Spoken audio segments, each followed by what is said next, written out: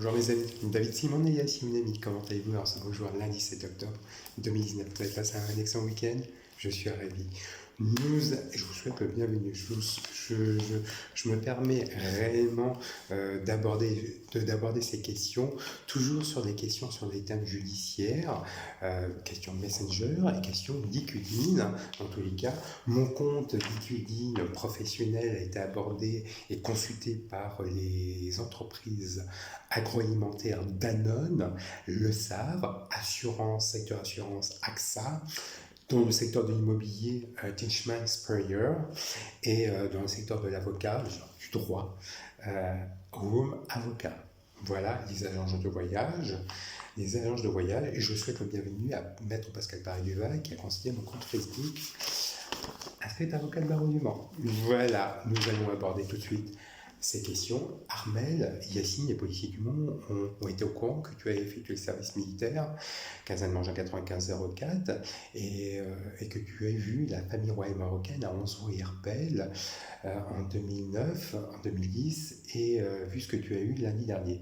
Alors je dis oui, tout à fait, vu par le commissaire divisionnaire Emmanuel Morin et M. Cartousseau. Donc oui, tout à fait. Donc il n'y a pas de souci, c'est pas ça le problème. Le souci, c'est que quand certains fonctionnaires de police me traitent de rebeu. Non, j'ai fait tous les services militaires, je suis né au Mans. Voilà, j'ai été surveillant pénitentiaire, stagiaire, émaillement des croisettes. J'ai réussi un concours, comme tout le monde. Quand tu as effectué les services militaires, tu n'es pas rebeu. Non, tu es franco-marocain, né au Mans. Je suis d'origine berbère marocaine. Donc voilà, ces personnes-là vont être convoquées, je les connais, voilà, on se les connaît, c'est un jeu de dupes, voilà, ils étaient trois, c'est un jeu de dupes entre moi et je suis militaire, eux ils sont pas fonctionnaires de police, donc il n'y a pas de souci par rapport à ça, ils remplissent des missions régaliennes, je ne m'inquiète pas, on va à la DG ici, on va à la Cour de cassation. Donc il n'y a pas de souci par rapport à ça, Armel, tout va se régler. Pas de souci. Voilà. Deuxième question de Karima. Tu aurais été beaucoup plus exigeant et beaucoup plus autoritaire envers les policiers nationaux lorsque tu étais surveillant pénitentiaire, stagiaire émaillement croisé, tu n'aurais pas eu ce genre de désagrément. Ah, oui, non, oui, parce que oui, je suis d'accord avec toi. Mais bon, j'étais quand tu es, je dirais, au poste de barreau avocat, c'est vrai, j'ai reçu un concours d'État, j'ai passé par l'école d'administration pénitentiaire, j'ai travaillé dans les maisons d'arrêt Le Mans et Mafrène, Paris La Santé, maison d'arrêt Valoise, maison d'arrêt d'Épinal, donc j'ai une bonne expérience, voilà. Mais les méthodes de travail parisiennes ne sont pas adaptées aux méthodes manselles-sartoises par rapport au mindset. Le mindset parisien n'est pas adapté au mindset manceau-sartois. La preuve en est, je suis né manceau, franco-marocain berbère, et j'ai eu la chance de travailler sur Paris. Dans la logique des choses, oui, on doit travailler. C'est les mêmes méthodes de travail. Mais, et c'est pour ça que je vous avais dit par rapport je dirais, à l'équation policiers nationaux du Mans, plus les policiers municipaux, plus les avocats de barreau du Mans, additionnés à l'hôtel de ville du Mans et des déminuteurs communs et services à Nord-Lassar, lorsque j'étais agressé, parce que j'ai une exigence de transparence, mais une moralisation, une exigence dans ce poste de travail. Lorsque tu regardes la fiche de poste de barreau avocat, il y a une rigueur, il y a une exigence. Je travaille avec les surveillants en détention. Grâce aux surveillants en détention, il y a une optimisation de la sécurité. Grâce à ça, voilà, il y a un professionnalisme. Je rendais compte à mes supérieurs hiérarchiques pyramidal et transversal. Donc, réellement, dans la chute des choses. Mais malheureusement, pour tout dire, il y a une exigence, un professionnalisme. Je recevais au poste de barreau avocat des avocats, des auxiliaires de justice, huissiers de justice, tels que Hubert Larobe, que je connais très très bien, qui s'est bien occupé de mon dossier de divorce. Donc, et je n'ai pas lu Marc Léon, qui avait peur de moi, lorsque j'étais surveillant pénitentiaire stagiaire au poste de barreau avocat. Donc, je recevais des policiers nationaux, des gendarmes, des magistrats, des personnes placées sous ma justice. Il y a une rigueur, il y a une exigence, il y a un sens de l'écoute, il y a un sens de l'observation. Je remplissais des missions régaliennes. Malheureusement, on ne peut pas être dans ce métier-là, on ne peut pas être copain copain, on ne peut pas être copain. Il y a un professionnalisme, il y a une exigence de transparence et une moralisation, il y a un professionnalisme. Voilà, c'est surtout ça. Quand vous êtes sur Paris, c'est carré, il y a une rigueur, il y a une exigence. En région, malheureusement, non. C'est comme ça ne peut pas faire autrement. Troisième question d'Anna, c'est très bien que tu as eu mercredi ta fille Inès, mais qu'est-ce qu'elle en pense, Laurence Vérité? Elle veut, c'est quoi son problème, Laurence Vérité avec Simon, ton ex-épouse? Elle veut le beurre, l'argent du beurre et la crémaillère. J'ai dit oui, bah, par rapport à mon divorce, je suis d'accord, Anna. J'ai eu la chance de déjeuner mercredi midi dernier, c'est dans la semaine paire, je dois l'avoir mercredi ou dimanche, dans les cas. La semaine impaire du samedi de 10h à 18h. Malheureusement, c'est pour ça que je vais en pouvoir en cassation, et là je sors de cette procédure de divorce. La famille, c'est pour ça que je suis divorcé, c'est que malheureusement, la famille, ma belle famille, est fichée à DGSI pour des propos tenus à caractère discriminatoire. Et, je vais te faire une bienveillance. Lors de ma conciliation de justice, Maître Sandra Jouveau voulait me déchoir de ma nationalité française. Ouais, déchoir de ma nationalité française. Je suis né au Mans. J'ai fait tout le service militaire. Elle a fait une bavure. Voilà, je suis né au Mans. J'ai fait le service militaire 15-05 Elle voulait me déchoir de la nationalité française. Donc ils ont réduit, comme ils étaient au courant que j'ai fait tous les services militaires 15-05 deuxième régiment d'infanterie marine, ils ont réduit les droits parentaux. Et comme j'ai d'autres enfants illégitimes, donc je vais en pouvoir cassation pour récupérer mes droits parentaux. Voilà, et c'est vrai dans la logique des choses et dans les textes de loi, le mercredi, semaine paire, mercredi ou dimanche, je dois l'avoir toute la journée, dans la logique des choses. Et la semaine impaire, de samedi, de 10h jusqu'à 18h. Et bon, ça, mon ex-épouse, malheureusement, voilà, elle est comme ça, mais c'est pour ça que la DGSI au courant, elle est fichée, la famille, ma belle famille est fichée à la DGSI. Quand je dis ma belle famille, la famille de mon ex-épouse, Laurence Vérité, ex-Simon est fichée à la DGSI pour ça. Donc on va mettre tout droit, on va mettre les choses en droit correctement. Voilà, c'est pour ça que je vais en pouvoir cassation pour récupérer mes droits parentaux. Voilà, ni plus ni moins. Mais c'est vrai que Maître Sandra Jouveau, inscrite avocate de barreau du Mans, voulait me déchoir de la nationalité française. Pourquoi et pour quelle raison? Parce que j'étais trop militaire apparemment pour elle, dans la conditionnation de justice au TGM, elle me présentait comme un militaire trop exigeant. Et malheureusement, non, c'est pas ça, non. Et moi, je ne profitais pas de ma famille, je travaillais, et malheureusement, elle m'a pris pour un noir, pour un arabe. Maître Sandra Jouveau, c'est pas... Et elle a tenu des propos à caractère discriminatoire, Maître Sandra Jouveau. Et c'est pour ça qu'on arrivait à ce point-là. On arrivait à ce point-là pour faire une fausse déclaration mensongère par cabinet. À l'époque, elle travaillait à Maître Sagler. Voilà, Maître TJ, qui avait déclaré que je n'avais pas rencontré la famille royale marocaine. Et j'ai eu la chance de rencontrer la famille royale marocaine à 11h. Voilà, donc... Voilà, ni plus ni moins que ça. Donc, fausse déclaration mensongère, erreur judiciaire, c'est beaucoup de choses. Donc, je remets les choses à sa place. Anas, ne t'inquiète pas pour ça. Voilà.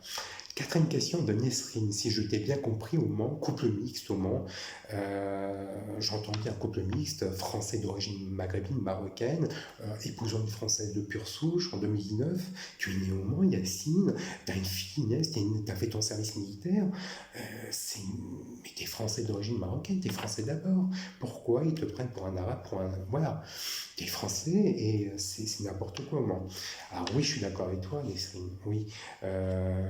Pour être franc, je vais dire, la famille royale marocaine, la DGSI, la famille royale marocaine est au courant que je suis franco-marocain berbère de confession juive.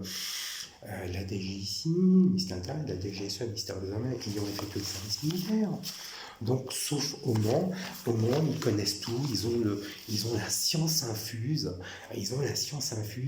et dans les places de la République, autour des bars de café, et ça parlote, mais au final, vous savez, c'est que aujourd'hui, dans le couple mixte, c'est mal vu.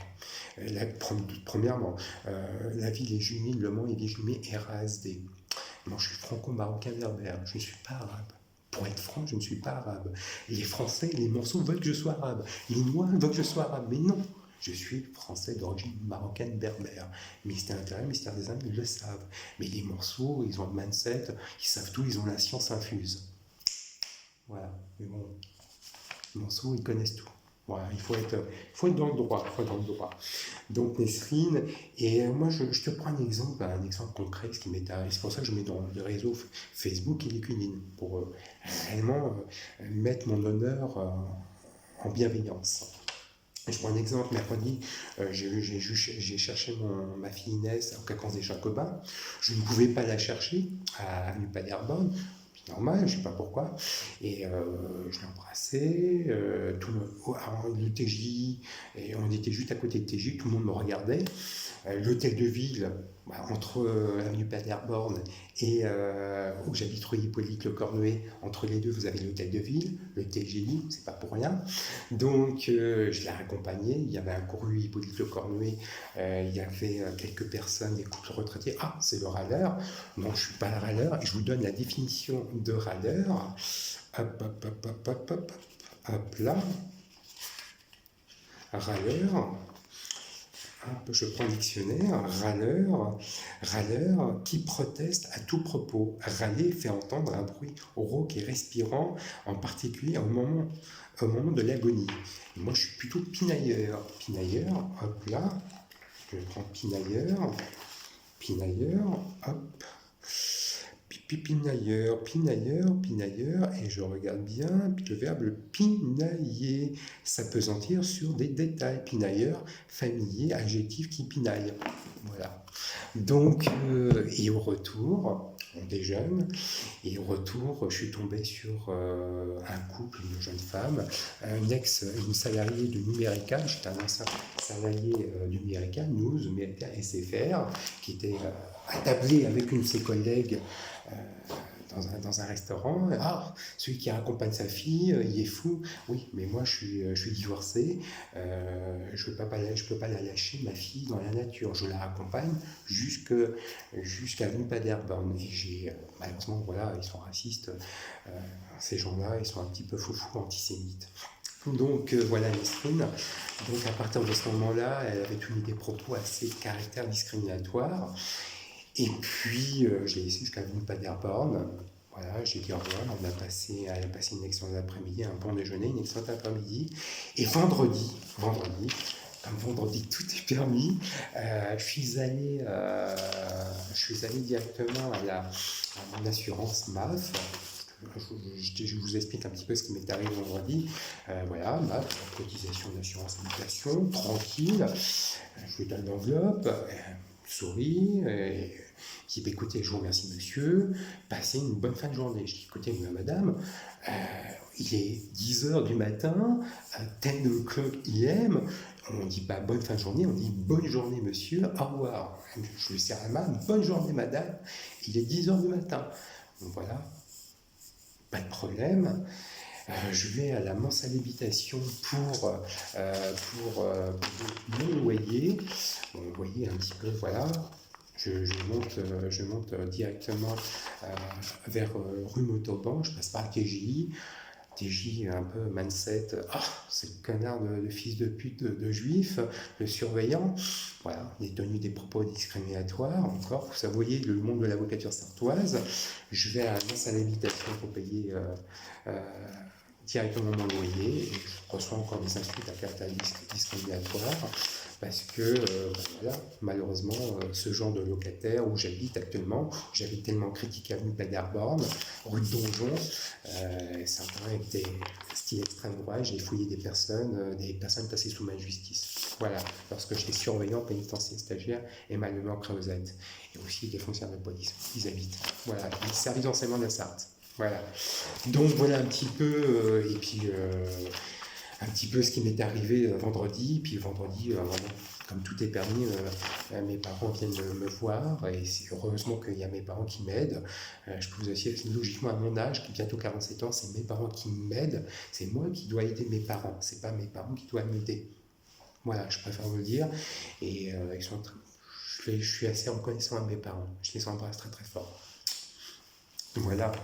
Et c'est pour ça qu'aujourd'hui, il y a quand même une reconnaissance, il y a une exigence de reconnaissance, une exigence de transparence, mais aussi une moralisation. Et puis, par rapport à ça, voilà ce qui se passe quotidiennement. Quotidiennement. Une question de Julie. Pour plus de transparence, tu peux nous faire voir tes photos de mariage où tu habites à rue Herpel et rue Marigot, s'il te plaît. Ben oui, pas de problème. Alors, mariage. Mariage, bah oui, je vous avais fait voir les photos de mariage. Ben voilà. Je vais commencer par le mariage. Voilà. Voilà. Ça, c'est le 4 octobre 2003. Voilà, bon, il n'y a pas de souci. Donc, voilà. Donc, quand on arrive là, fausse déclaration mensongère, bah, il y a une extrait. Marraine de ma fille, super collègue de mon ex-épouse Laurence Vérité avec Simon. C'est qu'on a en justice 15 000 euros d'amende, 15 000 euros d'amende et un an d'emprisonnement. Donc, enfin bref, je vais pas pinailler sur les détails. Voilà, photo de mariage, voilà. Voilà.